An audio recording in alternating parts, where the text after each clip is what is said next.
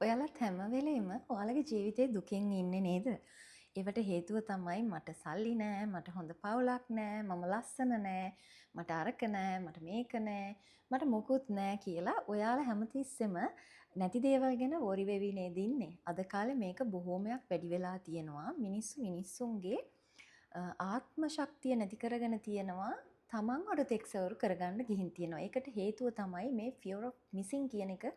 අද කාලේ මිනිස්සු බයයි මේ සෝෂල් මීඩියා වල හැමදේම දාන ඒවා බැලුවේ නැත්තම් මාව එතනින් කොන් වෙයි, මාව අයින් වෙයි, මට මේ දේවල් දැනගන්න බැරි වෙයි කියලා හැමතිස්සෙම මිනිස්සු සෝෂල් මීඩියා අස්සට ගිහිල්ලා ඕක බලන්න පුරුදු වෙලා තියෙනවානේ. එතකොට මෙතන හැදිලා තියෙනවා සෝෂල් කම්පැරිසන් කියලා දෙයක්. මේක න්‍යායක්.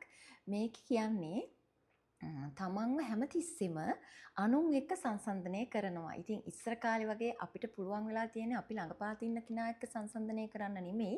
මේ සෝෂල් මීඩියා හරහා අපිට ලෝකෙත් එක්කම හැමෝ එක්කම අපිව සංසන්දනය කරන්න මිනිස්සු ඇබ්බැහි වෙලා තියෙනවා.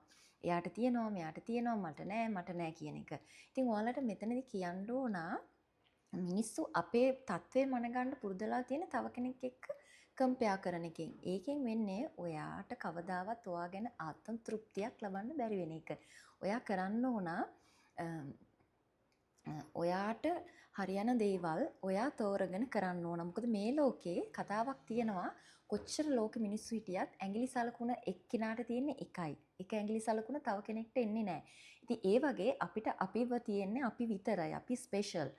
මේකේ ලස්සන කතාවක් තියෙනවා මේ ඩක් සින්ඩ්‍රෝම් කියලා. මේ ඩක් සින්ඩ්‍රෝම් එකෙන් කියන්නේ තාරාවෙක් වතුර මත හරි නිස්කලංකව ඉන්නවනේ ඔයාලට පේන්නේ. හැබැයි එයා යට ඒ නිස්කලංකව ඉන්න යටින් ගොඩාක් කකුල් දෙක ගහලා ගොඩක් මහන්සියක් දරනවා. ඉතින් මිනිස්සු අපි දකින්නේ උඩින් එයාගේ නිස්කලංක බව විතරයි. ලස්සනට ඉන්න එක විතරයි. එයාගේ මහන්සිය දකින්නේ නැහැ. ඉතින් ඕගොල්ලොත් තේරුම් ගන්න මේක කියන්නේ සෝෂල් මීඩියා වල ඕවර් ෂෙයාරින් කරන සමහරක් අයට මොකක් හරි පෞරුෂාබාධයක් තියෙනවා. නැත්තම් සමහරක් අය ඇත්ත පෙන්වන්න නැතුව බොරු කරද්දී එයාලා එතන හංගන්නේ එයාලගේ මොකක් හරි මානසිකත්වයක්. හැබැයි ඇත්තටම මෙහෙම හොඳ දේවල් සාර්ථකත්වය ෂෙයා කරන කෙනෙක් ඉන්නවා නම් එයා එතෙන්ට එන්න ඇතුලෙන් පිටිපස්සෙන් ලොකු මහන්සියක් දරලා ඇති. ඉතින් එළියේ පේන ටික දැකලා ඔයාලගේ ආත්ම ශක්තිය නැති කරගෙන ඔයාලව පහතට හෙලාගෙන ඔයාලා හැමතිස්සෙම ඔයාලව අඩුතක්සේරු කරන්න පුරුදුලා තියෙනවා. ඉතින් එහෙම කරන්න එපා. මේ සෝෂල් කම්පැරිසන් එක නවත්තලා ඔයාලගේ ජීවිත සාර්ථක කරගන්න. ඔයාලට නෑ අපිට නෑ කියන එක නෙමෙයි. අපිට දෙයක් තියෙනවා. අපි හරි වාසනාවන්ත මිනිස්සු කියලා අපිට තියෙන දේ ගැන ජීවිතේ සතුටින් බාර ගන්න කියලා කියනවා.